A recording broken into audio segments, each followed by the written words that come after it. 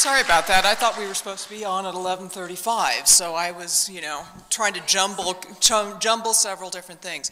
I was asked to actually talk about blogs, using blogs and wikis, and so most of you know that a blog is a web blog, and I started probably 4 years ago keeping a blog for I teach nutrition at the college, and I kept a blog to keep the students up to date with nutrition and the news topics. Something came up and I could just sort of put the blog posts in.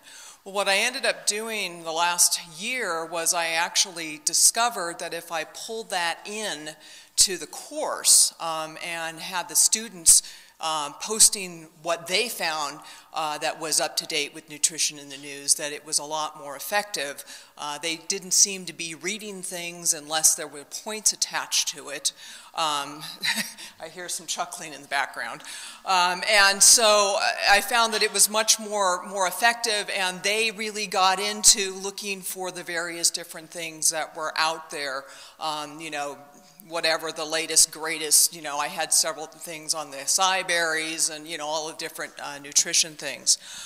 This last semester, I tried using a wiki within the course management system that we have, and it was really kind of interesting because some of the students decided that they really liked the wiki because it was new, and some of the students decided that they preferred the blog because it was still old. So I couldn't quite please everybody at the same time. Let's see, the other thing that I wanted to mention as far as with blogs is that for another institution, I had to monitor. It was a course that was set up for me, and it was designed so they wanted the students to keep blogs.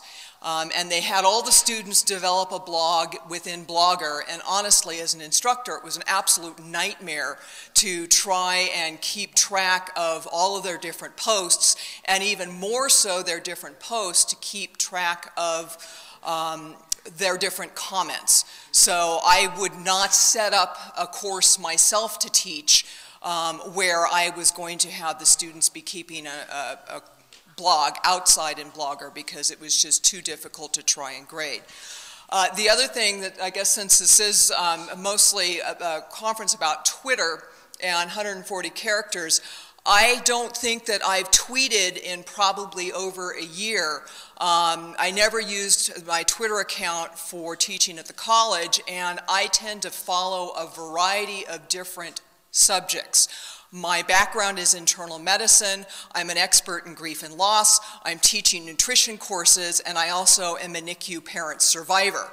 And what I discovered is that the NICU parent people didn't want to hear about the grief and loss issues. The grief and loss issue people didn't want to hear about nutrition. The nutrition people didn't want to hear about end of life. So for me personally, doing tweets didn't seem to work really well. I was going to try, back to the blogs, I was going to try to do a real-time blog posting. My youngest won the Disney Magic of Healthy Living contest, and so we were in Disney World in March, and I was going to try and post some stuff for the nutrition students, and I decided, I really don't want everybody knowing all over all over everywhere that I'm out of town. So I decided that for security reasons, I don't want to be doing things in real time, might consider posting it afterwards, but don't basically want to be announcing, hey, I'm not home, the burglars can come and break in now. So I think that was everything I had on my list.